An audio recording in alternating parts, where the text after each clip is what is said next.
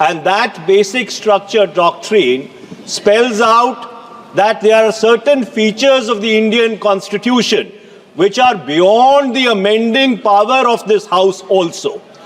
One of the essential features is federalism and the structure of our democracy. And therefore, the bills which have been moved by the Honorable Minister of Law and Justice absolutely assault the basic structure of the Constitution and are beyond the legislative competence of this House, and therefore they need to be opposed ab initio, and the introduction of those bills have to be stopped. Number two, Mr. Speaker, sir, how is it possible under our constitutional scheme that the tenures of the state legislatures can be made subject to the tenure of the national legislature? That is completely an antithesis of the constitutional scheme. There is absolutely no way under the Indian constitutional scheme where the states are separate constituents and equal constituents, the term of the state legislatures can be made subject to the term of the national legislature. And my final point, Mr. Speaker, sir, India is a union of states. Article 1 of the Constitution states that India is a union of states and not vice versa.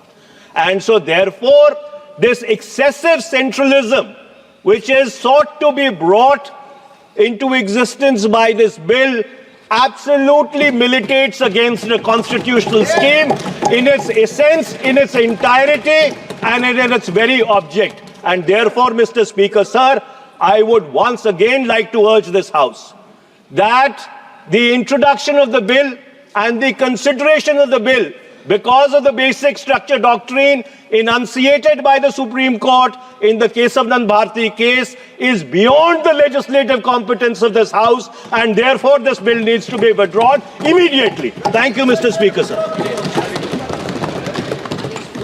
Dharmendra Yadav. धन्यवाद अध्यक्ष जी।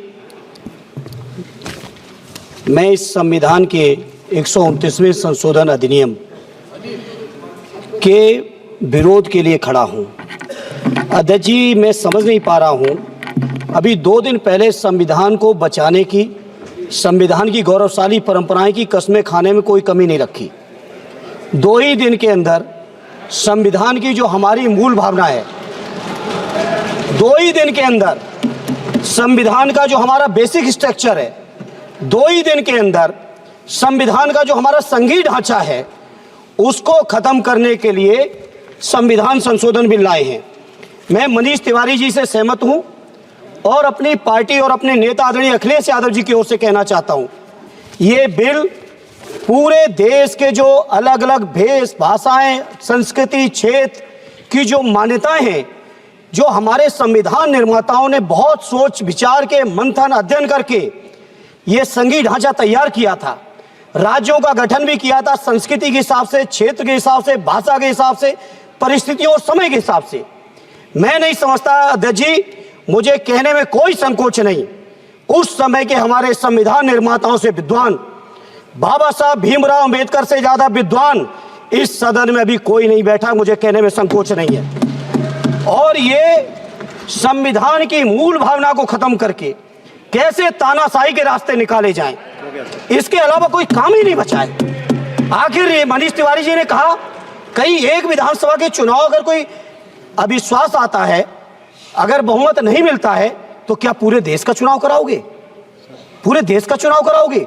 और ये लोग एक देश, एक संविधान, एक चुनाव की बात करते हैं। जो लोग 8 विधानसभाएं भी एक साथ नहीं करा पाते हो, मौसम देख के तारीखें बदलते हो, वो लोग बात करते हैं एक देश एक चुनाव की। इसलिए अध्यक्ष जी, मैं अपनी पार्टी की ओर से, अपने नेता आदरणीय अखिलेश यादव जी की ओर से इस बिल का पुरजोर विरोध करता हूं और आपके माध्यम से देश के जनमानस से कहना चाहता हूं, ये भारतीय जनता पार्टी के लोग तानाशाही लाने के नित नए रास्ते लाते हैं। जो 8 विधानसभाओं का चुनाव एक साथ नहीं करा पाए, 4 राज्यों के चुनाव एक साथ नहीं करा पाए, वो पूरे देश की लोकसभा और सारे प्रांतों की विधानसभाएं एक साथ कराने की बात करते हैं। मैं पूछना चाहता हूं सरकार से, अगर एक प्रांत के अंदर सरकार गिरती है तो क्या पूरे देश की माननीय- लोकसभा के चुनाव कराओगे? माननीय- क्या अगर लोकसभा के चुनाव के चक्कर में उस प्रांत के लोग क्यों सफर करेंगे? अरे चर्चा कर लेना।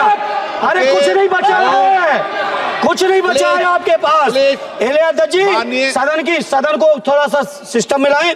अध्यक्ष जी, आपसे अनुरोध है, आपके माध्यम से सरकार से अनुरोध है, जनता ने बड़ी उम्मीदों के साथ हम सबको भेजा है और हम सब लोगों की जिम्मेदारी है ये संविधान विरोधी, संघीय ढांचे विरोधी, बेसिक स्ट्रक्चर विरोधी कई केसों की चर्चा की मनीष तिवारी जी ने, मैं उनके साथ जोड़ते हुए माननीय सर्वोच्च न्यायालय की भावनाओं के विरोधी, गरीब विरोधी, दलित विरोधी, पिछड़ा विरोधी, मुसलमान विरोधी इस नीयत को वापस लो। ये अध्यक्ष जी आपके माध्यम से मेरी आपसे प्रार्थना है। बहुत बहुत धन्यवाद। एक मिनट प्लीज। माननीय सदस्यगण, हम संसद के अंदर हर विषय की अलग अलग प्रक्रिया होती है।